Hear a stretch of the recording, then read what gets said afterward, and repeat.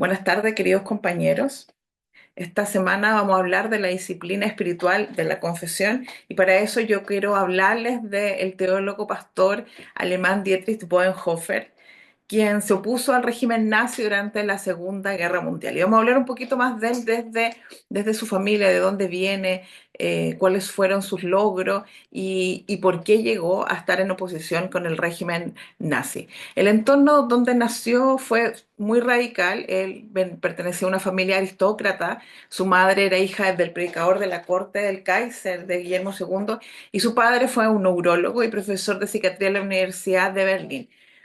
Junto con sus 7 hermanos, fueron creados en un entorno bastante liberal, que nominalmente religioso, pero se les animó a cada uno a incursionar en la literatura, en las bellas artes. Bonhoeffer se caracterizaba por tocar el piano, de hecho llevó a algunos de su familia a creer que se iba a dedicar finalmente a eso. Sin embargo, cuando cumplió con los 14 años, anunció que tenía una real intención de convertirse en ministro y en teólogo, por lo cual, por supuesto, en esta familia liberal, la familia no quedó muy satisfecha. Bonhoeffer se graduó en la Universidad de Berlín en 1927, a la edad de 21 años, después de pasar algunos meses en España como pastor asistente de una congregación alemana. Vuelve a Alemania para escribir una disertación que le otorgaría el derecho del nombramiento universitario. Después de la Primera Guerra Mundial, en el contexto histórico de lo que está pasando en Alemania, muchos problemas económicos, y para muchos pastores que llegara Hitler al gobierno alemán fue una respuesta a sus oraciones. Sin embargo, el único que tuvo una imagen mucho más clara de quién era Hitler y sus intenciones, sobre todo con su deseo incansable de exterminar al pueblo judío, Bonhoeffer luchó contra eso en todos sus años que estuvo en Alemania. En 1933, cuando Hitler asume la presidencia un año y medio después, las acciones antisemitas de Hitler se intensificaron, al igual que su posición, que incluía al teólogo Karl Barth y al pastor Martin Niemöller y al joven Bonhoeffer. Junto con otros pastores y teólogos organizaron la Iglesia Confesante, que anunció públicamente en su declaración de Barmen en 1934 su lealtad primero a Jesucristo. Repudiamos, decía, la falsa enseñanza de que la Iglesia puede y debe reconocer otros acontecimientos y poderes y personalidades verdaderas como revelación divina junto con esta palabra de Dios. A propósito de que algunos habían pensado que Hitler era realmente una especie de Mesías para Alemania.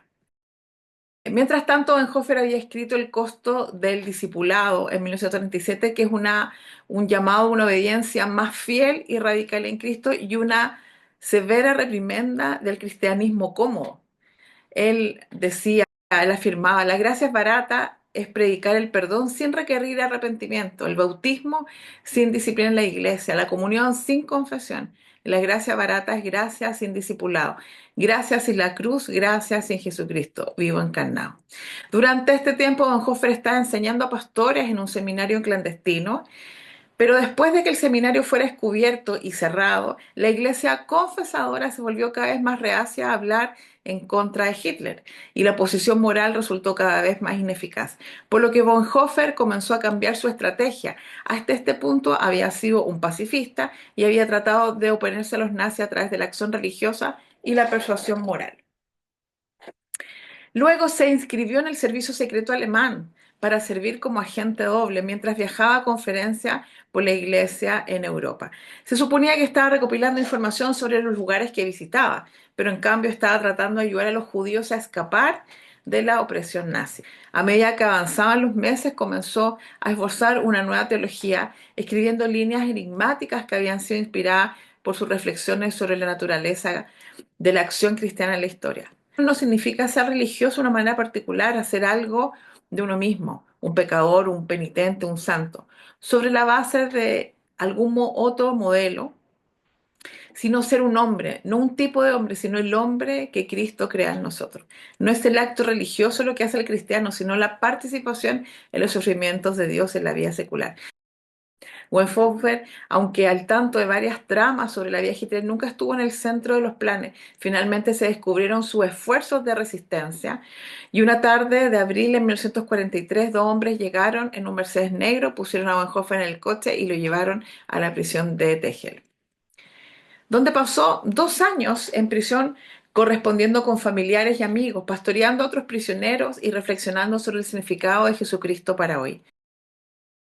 Finalmente, Bonhoeffer fue trasladado de Tegel a Buchenwald y luego al campo de exterminio en Flossenbürg, y así es como el 9 de abril de 1945, un mes antes que Alemania se rindiera, fue ahorcado con otros 6 resistentes. Una década después, un médico del campamento que había presenciado el ahorcamiento de Bonhoeffer describió la escena. Dijo: los prisioneros fueron sacados de sus celdas y los veredictos del Consejo de Guerra les leyeron. A través de la puerta entreabierta de una habitación de la cabaña vi al pastor Bonhoeffer, antes de quitarse su ropa de prisión, arrodillado en el suelo, orando fervientemente a su Dios. Me conmovió profundamente, afirmaba, la forma en que ese adorable hombre oró tan devoto y tan seguro que Dios escuchó su oración. En el lugar de la ejecución volvió a decir una oración y luego subió los escalones a la horca, valiente y sereno. Su muerte sucedió en unos segundos. En los casi 50 años que he trabajado como médico, casi nunca he visto a un hombre morir tan totalmente sumiso a la voluntad de Dios. La correspondencia a prisión de Bonhoeffer fue finalmente editada y publicada como cartas y papeles de la prisión, lo que inspiró mucho a esta controversia y el movimiento de muerte de Dios de la década de los 60.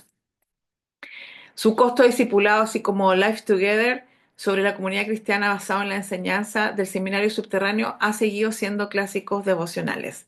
¿Cierto? Su valentía y pensamiento profundo continúan inspirando a muchas personas en la búsqueda de una fe auténtica y activa. La disciplina en la confesión para Bonhoeffer fue un elemento vital en la espiritualidad, quien enfatizaba la importancia de la autenticidad de la vida cristiana. Para él, la confesión no solo era un acto de reconocer los propios pecados ante Dios, sino también un medio para establecer relaciones de confianza y responsabilidad mutua entre los creyentes.